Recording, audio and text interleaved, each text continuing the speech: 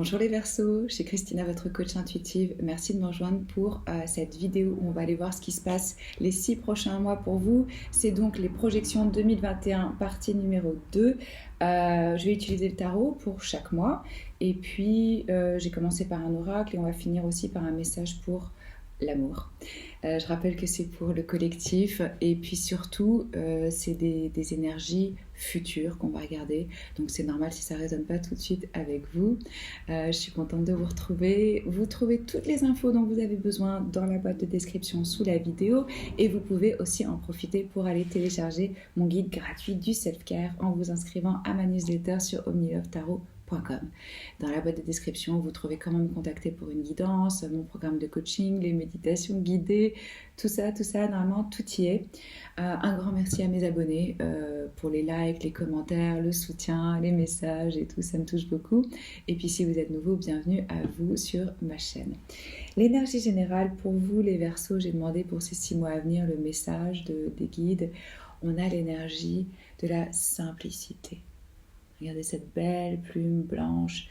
Alors, les Indiens, ils utilisent les plumes pour communiquer avec le Créateur. Donc moi, déjà, ce que je ressens, c'est qu'il va y avoir un soutien, une aide. Peut-être que vous êtes en contact plus avec vos guides, avec vos anges pendant les 6 mois qui vont venir. Et puis, le message ici pour vous, c'est vraiment comment est-ce que je peux simplifier au maximum ma vie. C'est-à-dire, ça me fait penser un peu à l'énergie des balances qu'il y avait l'arbre de l'automne où il fallait lâcher. Là aussi, on demande de lâcher. On demande de lâcher, mais il y a plus une forme de douceur, d'apaisement, un besoin, je ressens aussi quand même ici de repos, de calme et de voir vraiment où est la priorité. Si ce n'est pas essentiel, ici et maintenant, lâchez. Ne faites pas. Ça va être à quoi je donne priorité et comment est-ce que je peux faire juste ce qui est vraiment important. Comment est-ce que je peux trouver du temps pour me reposer. Comment est-ce que je peux trouver une forme de simplicité, de pureté dans ma vie. Ouais, je sais pas, ça a planté. Ce que je vous disais, c'est de faire vraiment ce qui est important pour vous. Je ne suis pas en train de vous dire qu'il faut procrastiner, repousser, remettre au lendemain. Non. Hyper important de le faire maintenant, mais de faire les tâches qui sont essentielles. Parce que je sens qu'il y a une forme peut-être d'électricité. Donc c'est comment est-ce que je vais trouver du calme, comment est-ce que je vais libérer mon âme et mon champ énergétique des choses qui ne me servent pas. Même le plus petit nettoyage, on me dit que ça va vous être utile. Pour certains, ça va passer par un soin énergétique. Par d'autres, ça va être je me prends un bain de sel pour pouvoir me purifier, pour avoir un rituel. Pour d'autres, ça va être vraiment je nettoie ma maison, je fais un rituel pour couper des liens avec certaines personnes. Voilà, simplifiez, épurez et puis prenez du temps pour vous ressourcer, pour vous régénérer. C'est comme si j'ai l'impression que vous allez avoir beaucoup de messages, beaucoup d'idées qui viennent en même temps. Et que ça peut rendre votre cerveau, votre activité en fait confuse, pas précise et beaucoup plus stressante que ce qu'elle est en vrai si vous aviez une vision un petit peu plus un petit peu plus ample et d'avoir vos priorités claires pour vous. Message général ici. Alors, on va aller voir chaque mois. Ça peut toucher tous les domaines de votre vie. Ce que je regarde ici. Le pro, le perso, tout ça, on va voir. Donc, mois de juillet pour les Verseaux. Quelles sont les énergies de ce mois-ci, s'il vous plaît? Juillet 2021, l'énergie générale.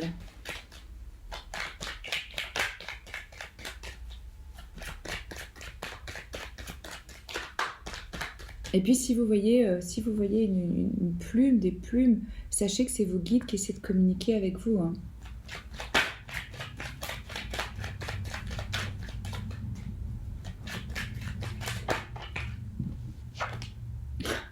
Les balances ont eu la même carte pour le mois de juillet. Et c'est ce que je leur ai expliqué. Alors, vous pouvez avoir de la balance dans votre thème astral, c'est possible, ou être en lien avec une balance. Quoi qu'il en soit, on est dans la saison des cancers. Qu'est-ce que ça veut dire? Ça veut dire qu'on va ressentir beaucoup plus. On va être plus émotif, on va être plus susceptible, on va être plus sensible. Ça veut dire les choses qu'on a mis sous le tapis, là, qu'on a mis dans le placard, qu'on n'avait pas envie de ressentir, ça va venir. Mais voyez-le comme quelque chose de positif. Parce que c'est justement en ressentant que ça va vous permettre de libérer, de lâcher, de simplifier, d'épurer. Vous allez être dans vos émotions, vous allez avoir le cœur qui déborde. Ça peut bien sûr être une personne qui rentre dans votre vie, quelqu'un qui aurait cette sensibilité, de la créativité, peut-être même des dons de guérison. Mais comme c'est un tirage pour vous et qu'on voit les énergies générales du mois, moi je pense que c'est plutôt vous qui allez incarner cet aspect de vous-même. Autorisez-vous à ressentir. Vous pouvez avoir aussi vraiment votre intuition qui se développe, des rêves prémonitoires. Et je vous sens aussi vraiment avec le cœur beaucoup plus ouvert qu'avant, quoi. C'est-à-dire, on a envie de donner de l'amour, on est prêt à en recevoir. Il n'y a pas de jugement qui est porté là-dessus. Vous n'avez pas l'impression que vous devez rendre des comptes aux autres par rapport à ce que vous ressentez. Ça, c'est très bien.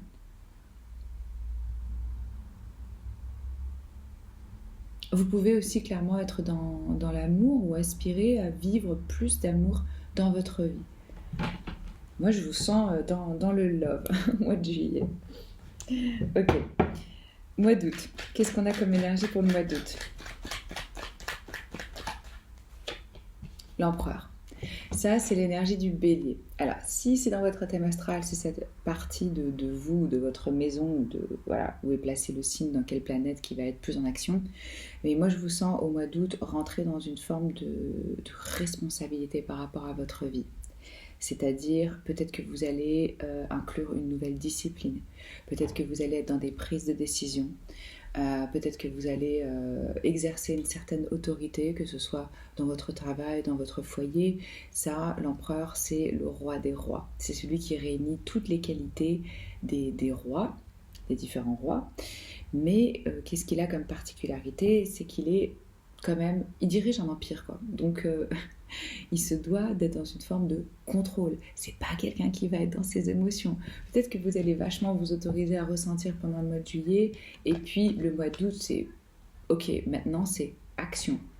Action, structure, on donne des ordres, on s'organise.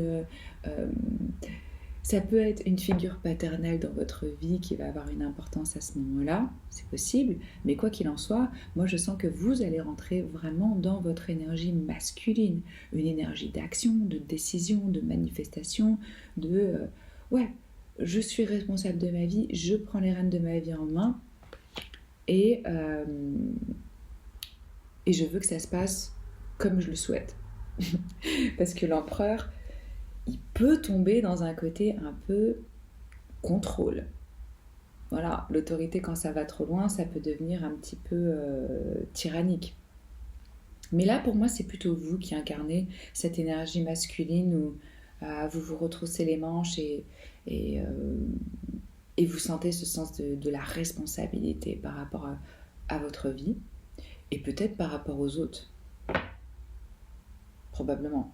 Parce que l'empereur, il est quand même responsable de beaucoup de monde. Pardon. Alors, septembre.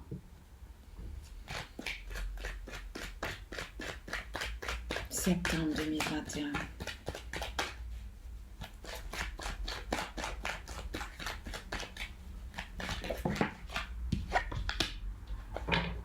Quatre d'épée. Ouais, et ce que je voulais vous dire aussi avec l'empereur, c'est que comme c'est une arcane majeure, c'est une leçon de vie. Ça veut dire que ça peut s'étaler beaucoup plus que sur le mois d'août. Et c'est quelque chose que vous devez intégrer, apprendre comme leçon. C'est des leçons qui nous viennent. Et là, en l'occurrence, c'est le rôle du père. Que vous soyez un homme ou une femme, hein, c'est ce sens de la responsabilité de l'action, cette énergie masculine qui est dans la réalisation. Vous allez probablement être à fond au mois d'août et donc au mois de septembre. on vous invite à avoir une forme de repos. On en parlait avec cette énergie générale pour vous. Là, le 4 d'épée, il vient après le 3 d'épée. Le 3 d'épée, ceux qui connaissent le tarot savent que c'est ces épées qui sont dans le cœur. On a eu des trahisons, on a un peu des douleurs de cœur. On a déjà vécu pas mal de choses, même si on est au début de la suite des épées. Au niveau du 4, on a besoin de digérer. C'est comme si vous aviez mangé un gros repas et qu'en fait là, il fallait s'allonger pour digérer avant de repartir. Ça veut dire j'intègre vraiment ce que j'ai appris, ce que j'ai assimilé, je récupère mes énergies, je médite, je contemple. Il y a peut-être des choses où il faut prendre le temps et pas se précipiter, être plus dans une énergie de contemplation à ce moment-là. Ouais. Il y a de la guérison qui se fait et qui demande d'avoir des plages de repos. Donc là, ça ne va pas être full action en septembre. C'est plutôt... il se peut qu'il y ait plein d'autres choses qui vous arrivent. Hein. Mais là, le rappel pour vous, c'est vraiment, ok, accordez-vous des pauses. Même si c'est prendre... moi, je fais parfois des power naps, des siestes, des micro-siestes, 20 minutes. Et je vous assure, j'ai l'impression d'avoir dormi 3 heures. Des fois, je sais même pas vraiment je dors, parce qu'en 20 minutes, il faut le faire pour s'endormir, quoi. Mais c'est juste le fait de débrancher, de prendre le temps, de me reconnecter à mon souffle, à mon corps, dans l'instant, ici et maintenant. C'est comme ça que j'arrive à me réaligner, à rester centrée et à pouvoir travailler aussi avec mes clients en coaching, parce que, évidemment, ils viennent tous avec beaucoup de challenges, de traumas, etc. Et donc, pour garder cette distance... Et pour pouvoir être vraiment présent, j'ai besoin d'être d'abord présente avec moi-même et alignée et posée. Donc, pour moi, c'est ok, comment je me reconnecte là à mon pouvoir. Chacun va avoir une façon différente de le faire. Pour certains, oui, c'est prendre un moment de sommeil. Pour d'autres, ça va être d'aller nager. Pour d'autres, ça va être d'aller, je sais pas, prendre le temps de regarder un film vraiment qui vous détend, parce que là, en fait, ce qui a pu se passer, c'est que vous aviez le cerveau, comme je vous disais, je sentais un peu d'électricité, beaucoup d'idées, beaucoup de projets, Et donc là, c'est aussi le message, ne pas trop penser, ne pas rentrer dans une super analyse. Voilà, on détend un peu le mental.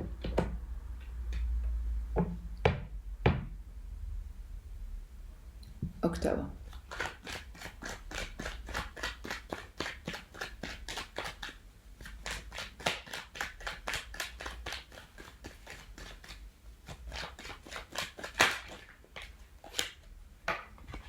Six de coupe.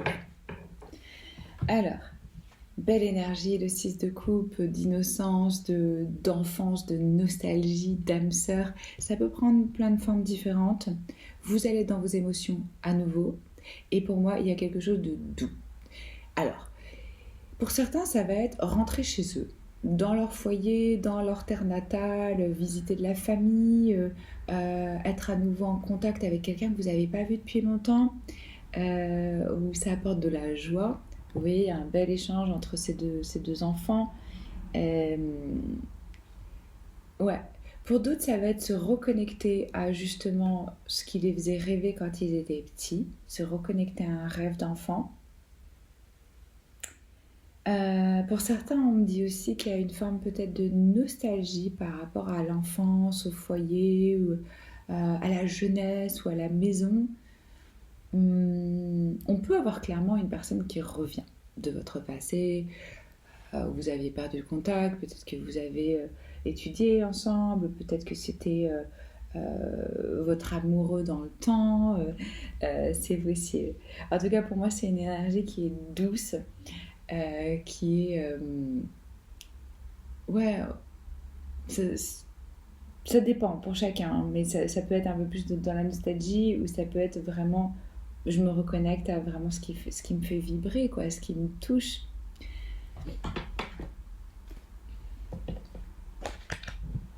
Donc, juillet, août, septembre, octobre, novembre.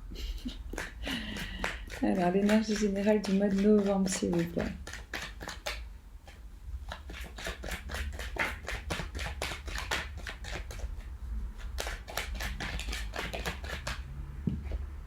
Tempérance. Ok, je vais poser la dernière carte et puis je vais vous expliquer.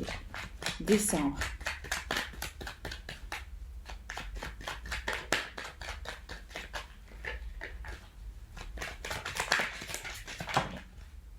Ouh, waouh, ok.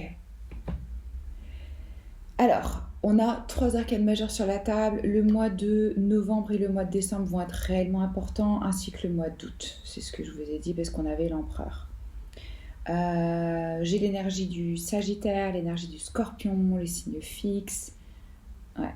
Et quand je vous disais que je sentais la présence d'anges, de guides autour de vous, pour moi ça se confirme avec cette tempérance qui apparaît au mois de novembre. Là, c'est la quête de l'harmonie, de l'équilibre avec l'extérieur, avec son entourage. Et c'est aussi pour moi les choses que vous avez acquises, vos talents, vos dons, votre façon de faire, etc. Là, la vie, elle vous invite à y mettre un twist, c'est-à-dire à utiliser différemment ce que vous aviez l'habitude de faire d'une certaine façon. Il se peut très bien que des talents que vous ayez, vous puissiez, à partir de ce mois-là, vraiment les transformer. Parce qu'il y a une énergie un peu d'alchimie avec cette tempérance.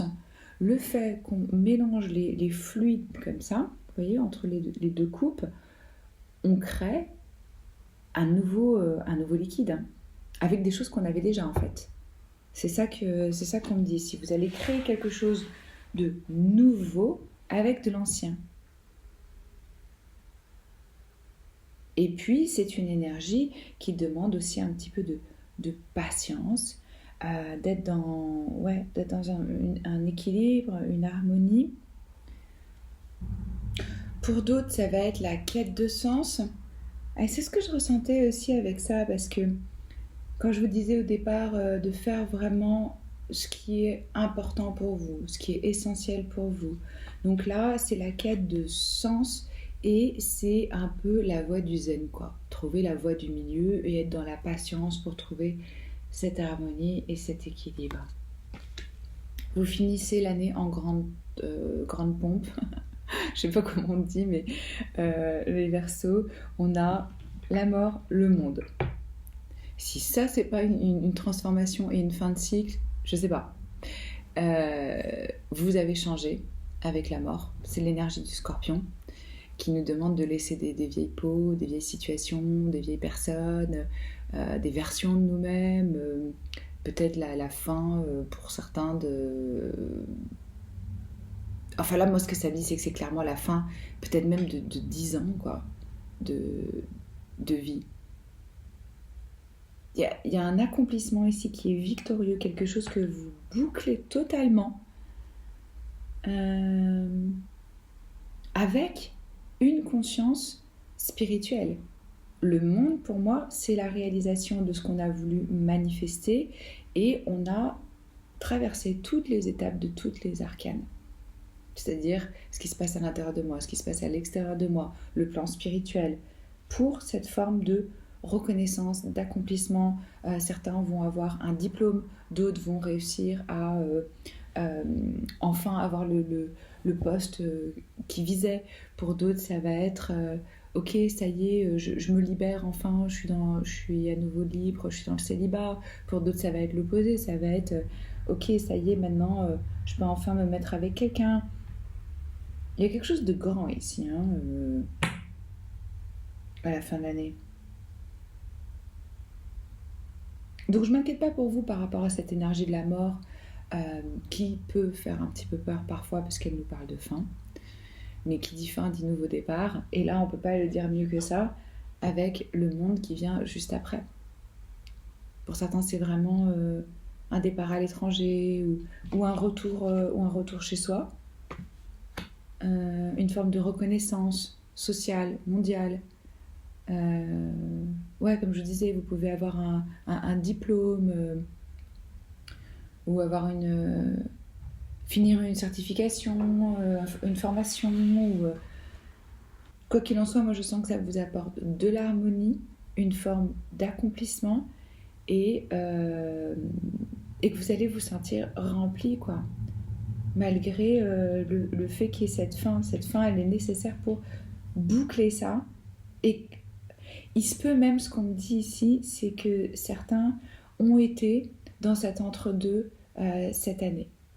C'est-à-dire qu'ils sentaient qu'il y avait quelque chose qui était fini, ils sentaient que le commencement d'un nouveau cycle de leur vie était proche, mais on était encore dans cette salle d'attente, entre guillemets, puisqu'il y avait un cycle qui était fini, mais l'autre, il n'avait pas encore vraiment commencé. Vous voyez ce que je veux dire? Et là, on me dit, ça y est, c'est bon. Fini la salle d'attente. Ok, on va aller voir au niveau de l'amour. Quel message on a pour vous?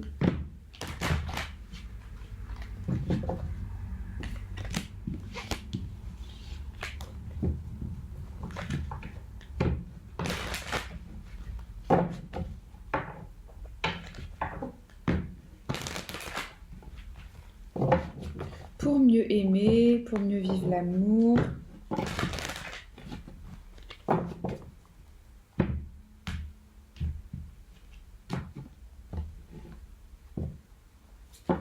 On va dire, non, je le sens pas là, c'était trop rapide, il faut quand même que je les batte un peu.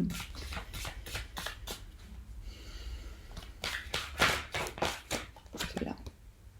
J'élargis ma conscience fraternelle, l'amour fraternel.